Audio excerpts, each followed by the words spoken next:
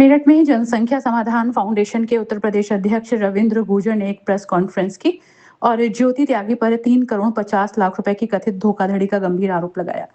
उन्होंने पूरे मामले की निष्पक्ष जांच कराकर दोषियों के खिलाफ कड़ी कार्रवाई की मांग की। प्रेस विज्ञप्ति में रविंद्र गुर्जर ने आरोप लगाया कि ज्योति त्यागी ने उनके साथ करोड़ों रुपए की धोखाधड़ी की है। उनका कहना है कि इस मामले में दर्ज मुकदमे की कार्रवाई को प्रभावित करने और नाम हटवाने का झांसा देकर उन्हें गुमराह किया गया। रविंद्र गुर्जर ने पुलिस की कार्यप्रणाली पर भी सवाल उठाए और कहा कि मामले की निष्पक्ष जांच जरूरी है ताकि पूरे प्रकरण की सच्चाई सामने आ सके। उन्होंने मांग की कि जांच में जो भी दोषी पाया जाए उनके खिलाफ सख्त कानूनी कार्रवाई की जाए। उन्होंने कहा कि यदि पूरे मामले की निष्पक्ष और गहन जांच कराई जाती है तो कथित धोखाधड़ी से जुड़े सभी तथ्यों का खुलासा हो सकता है।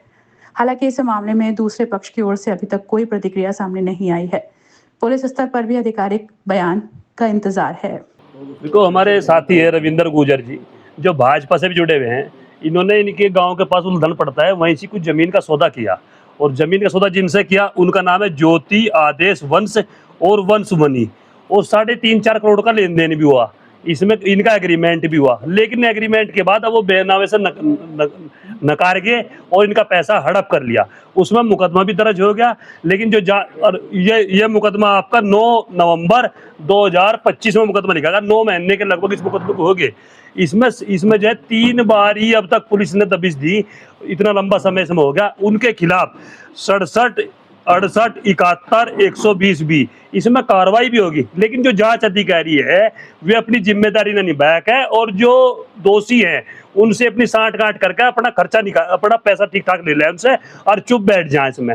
जबकि ये नॉन अवेलेबल है, इनमें पकड़ के ना जेल भेज देना चाहिए, लेकिन इसमें इस प्रकार की किसी कार्रवाई पुलिस प्रशासन नहीं कर रहा। जबकि कोर्ट में भी इनका मामला है और वहां कोर्ट ने भी ये पैसे मांग लिए, पैसे इनके हांग लिए। क्या आदेश दिया? कोर्ट ने कहा कि इनके पैसे इन पे हैं, मान लिया। तो कोर्ट ने मान लिया कि इनके पैसे हैं, लेकिन पुलिस वाले जो जांच अधिकारी हैं ये कहीं ना कहीं ये इतनी भ्रष्टाचारी इन्होंने फैला रखी, तो ये देखने में इस मामले में आई रहा और पैसे ले में चुप बैठ जा। जबकि इन्होंने लोकेशन भी दे दी, उनसे मुलाकात भी होगी, बैठकर बातचीत भी होगी, लेकिन उन्हें गिरफ्तार करके अभी तक जेल नहीं भेजा।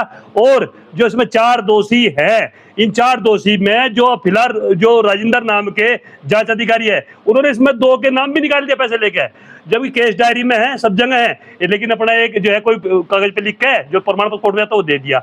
तो इन पे भी इसमें मुकदमा होना चाहिए। और इसमें एक जांच कमेटी एसएसपी साहब ने बनाई भी है, इसमें एसपी आर्य जी हैं, सीओ साहब हैं, थानेदार भी हैं, तो 3 लोगों को बनाई, लेकिन वो क्राइम ब्रांच जो जांच है वो जांच इनकी ट्रांसफर नहीं करी जा रही।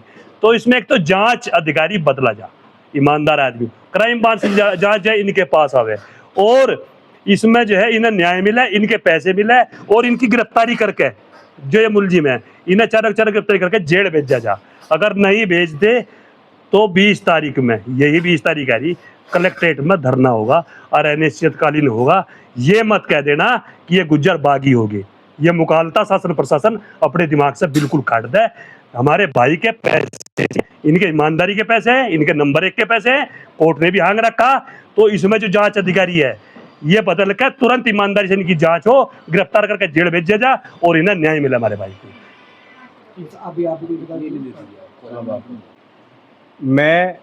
मेरे गांव में मैंने ज्योति से ज़मीन खरीदी, मैंने बैंक से लोन लिया, 3.5 करोड़ उसे पेमेंट करके आया। मैं मेरी पत्नी के साथ, अपने बच्चों के साथ, अपनी माँ के साथ, हम उसे घर पेमेंट दिया है।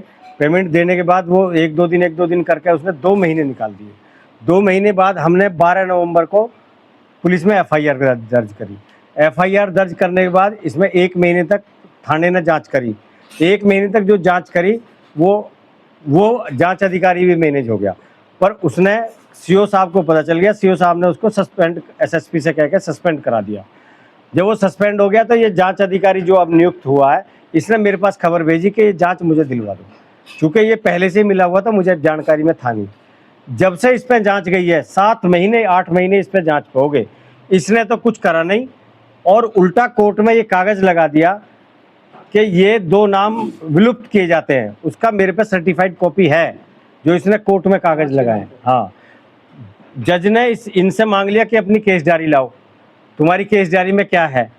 केस डायरी के नाम पे इसने फिर 7 दिन की छुट्टी ले ली कि मैं 7 दिन बाद कहीं बाहर हूँ। तो केवल ये जो नाम निकाले हैं ये नाम एक साजिश के तहत निकाले हैं। 112 धारा पे जो 107 BNS की कार्रवाई हुई है, वो कार्रवाई कोर्ट में पहुंच गई है। कितनी जमीन की? वो जमीन है 9 बीघे पक्की, 36 बीघे। किस तरीके से? अब इसने 36 में 18 बीघे जमीन बेची।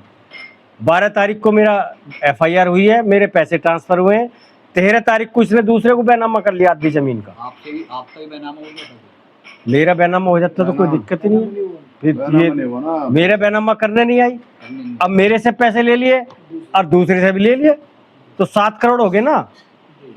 3.5 मेरे, 3.5 दूसरे के। क्या कहती है तो बैनामा हो गया? अब जब हम बैनामे कहते हैं तो वो आज कल 3 बार फोन आया कि भैया मैं आज आ रही हूँ बैनामा करने। फिर वो बैनामा करती नहीं है और हम उसके पीछे हैं। हमने 3 बार पुलिस को, दुख इसी बात का सबसे बड़ा ये हो रहा, 3 बार पुलिस को जाके पकड़वा दी, मतलब पुलिस की शह पर धोखाधड़ी हुई है। रविंद्र मुकदमा दर्ज होने के बाद। अब क्या कार्रवाई चाहते हैं? अब मैं ये चाहता हूँ, एक ये जो भ्रष्ट अधिकारी है, जो इसका IO है, जो कहता 3 साल में ये जांच चलेगी 420 की, 3 साल वो जांच को आगे बढ़ाना चाहता है। और मैं ये चाहता हूँ उससे जांच हट जाए। ये एप्लीकेशन मैंने DIG साहब को दी, SSP साहब को दी। SSP ने जांच हटाने के बजाय कमेटी बना दी। अब 3 आदमियों की जो कमेटी बनी है, जिसमें SPRA साहब हैं, CO साहब हैं, इंस्पेक्टर साहब हैं, उनको बुला के कप्तान साहब ने मुझे संतुष्ट कर दिया। मेरे से पूछ लिया आप संतुष्ट हैं? मैंने कहा जी बिल्कुल संतुष्ट हूँ, अगर आपने इतना काम कर दिया। लेकिन जब मैं उनके पास गया, उन पे कह रहे जब हम पे जांच ही नहीं है, एक क्राइम ब्रांच में जांच है, क्राइम ब्रांच की अलग मॉनिटरिंग है, अलग उसके SP है, अलग उसके CO हैं, उसमें हमारा क्या इंटरफेयर होगा? तो मेरा पहला तो निवेदन ये है कि मेरा जांच तुरंत ट्रांसफर कर दी जाए।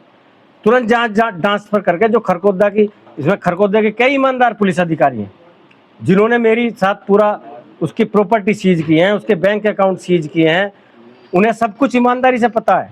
इसलिए खरकोदा थाना अगर इस पर चली जाए तो वो तो 2 दिन में इनको पकड़ के इसको हाथ में दे देंगे, केस ही खत्म हो जाएगा। मेरी ये मांग है, बहुत बड़ी मांग भी नहीं है। फिलहाल तो थाना कौन सा लगता है? खरकोदा, तो जांच चल रही है जहाँ? जो तो क्राइम ब्रांच में चल रही है। क्राइम ब्रांच से जहाँ हट के खरकोदा आ जाए, खरकोदा इस पर मजबूती से काम कर ले। जो कमेटी बनी है वो कमेटी इसको गिरफ्तार करवा दे। कप्तान साहब ने कमेटी बनाई, जांच तो वही करेगी।